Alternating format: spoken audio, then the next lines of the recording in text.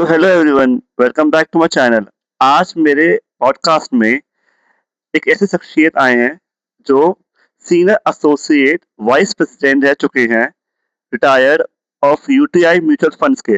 Uncle, welcome to the show. Thank you. So uncle, here is the first question. ठीक है, अगर हम आपके टाइम को 30 से 35 साल पीछे कर दें, जब आप बीकॉम ग्रेजुएट कर रहे थे, तो उसके सपने क्या थे? उस टाइम आपको अपनी लाइफ मतलब कैसे आप प्रेडिक्ट करते अपना फ्यूचर? उस टाइम पे मेरे को लगता था कि मैं एक चार्टर्ड अकाउंटेंट बनूं। बीकॉम हम्म। मैंने किया था। अच्छा। उसके बाद में मेरी तमन्ना यही थी कि मैं चार्टर्ड अकाउंटेंट बनूं। हम्म। और घर के हालात कुछ ऐसे थे कि मेरे को जॉब में आना बहुत जरूरी था। अच्छा, तो फिर आपने अपना बीकॉम स्टार्ट करा उस टाइम पे, तो ये कौन? ये बात है 1987 की, जब मैंने पहली बार यूटीआई म्यूचुअल फंड ज्वाइन किया। अच्छा अच्छा, सही है। अंकल, जब ग्रेजुएशन के बाद आपको यूटीआई म्यूचुअल फंड्स का ऑफर मिला, this is your first offer, तो आपने क्या सोच के मतलब कि आपने क्या प्रिडिक्ट करा था? आपको क्या लगा कि यूटीआई म्यूचुअल फंड्स आपके लिए एक बेस्ट सोर्स है, एक बेस्ट जॉब है फॉर योर फ्यूचर करियर? फिर मैं जब मैंने यूटीआई ज्वाइन किया था, उस टाइम पे मैं फर्स्ट जॉब ढूंढ रहा था। हम्म। और और जब ये ऑफर मेरे को मिला, मेरा एग्जामिनेशन हुआ, इंटरव्यू हुआ, उसके बाद में मैं सेलेक्ट हुआ, तो मेरे को बहुत अच्छा लगा। और ये फाइनेंशियल इंस्टीट्यूशन है, इसलिए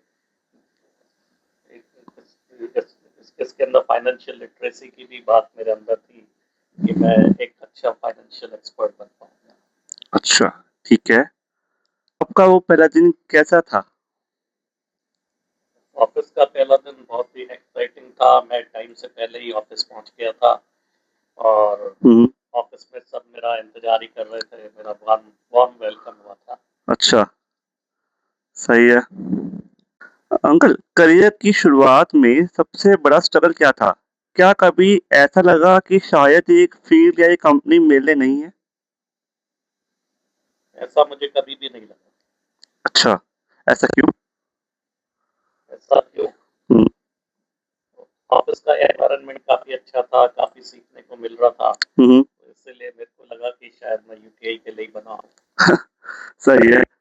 ये तो होता ही है, आपको अपने फर्स्ट डे या फर्स्ट इंप्रेशन से ही पता लग जाता है कि आपके लिए कंपनी बनी है या आपका या कंपनी आपके लिए बनी है। सही है। इसके साथ में इसके साथ मैं एक चीज़ और ऐड करना चाहूँगा।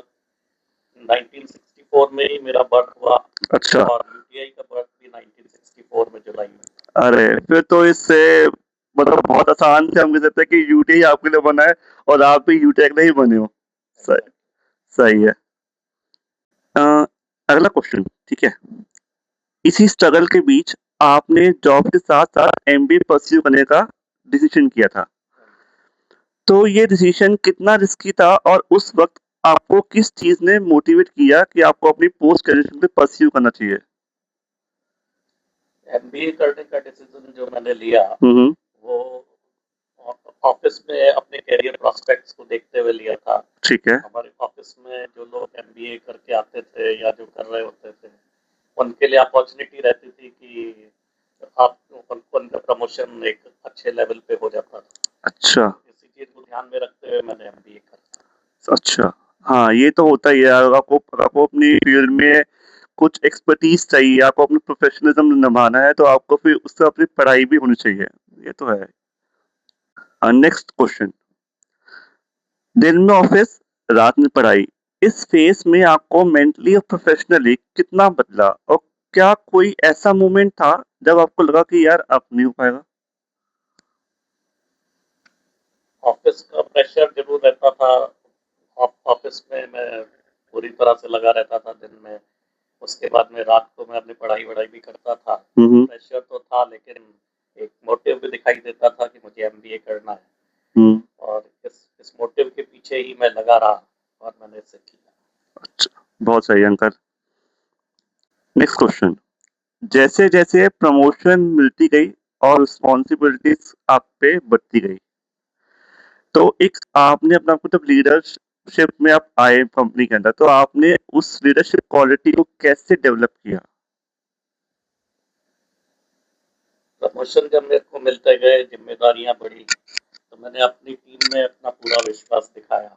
हम्म, अपने ऊपर ही मैंने अपना अपना सारा प्रेशर नहीं रखा। हम्म, और जितने मेरे टीम में लोग थे, उन लोगों को मैंने डेलीगेट किए उनकी जिम्मेदारियां। हम्म, और एज अ लीडर मैं उनके सामने एग्जाम्पल भी सेट करता था, तो इससे काफी फायदा हुआ। ठीक है।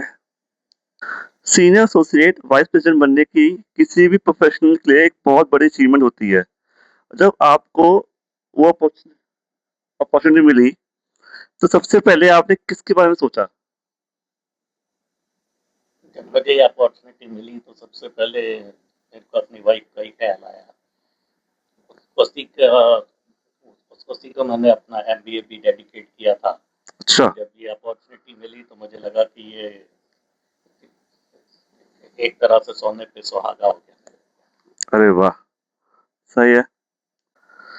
फिर एक दिन रिटायरमेंट का वक्त भी आ गया। इतने सालों तक रोज ऑफिस जाने के बाद जब लास्ट वर्किंग डे आया, उस दिन दिल में क्या चल रहा था?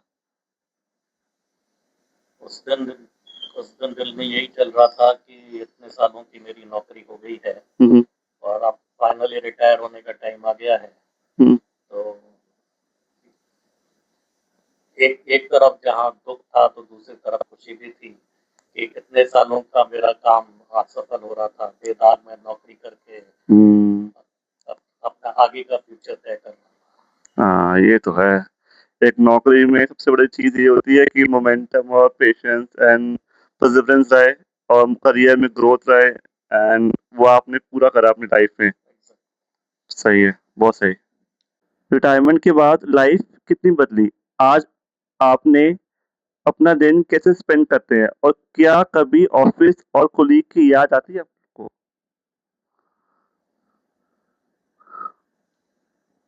अगर लाइफ की बात की जाए तो रिटायरमेंट के बाद में अब मेरे पास में काफ़ी टाइम रहता है अपने लिए कुछ करने का। हम्म, तो अपने दिन की शुरुआत में मेडिटेशन से करता हूँ, उसके बाद में योगा करता हूँ, वॉक पे जाता हूँ। हम्म, तो कुल मिला के मेरा अच्छा टाइम निकलता है। और जहाँ तक ऑफिस के किसी कोलीग की बात करें तो ऑफिस का कोई कोलीग ऐसा मुझे याद नहीं आता है। अच्छा, सही। और फिर आप मतलब कि आपका दिन, मतलब कि फिर आप यूजली क्या करते हैं, मतलब कि नॉर्मली इसके बाद फिर आप कुछ और एडिशनल काम करते हैं?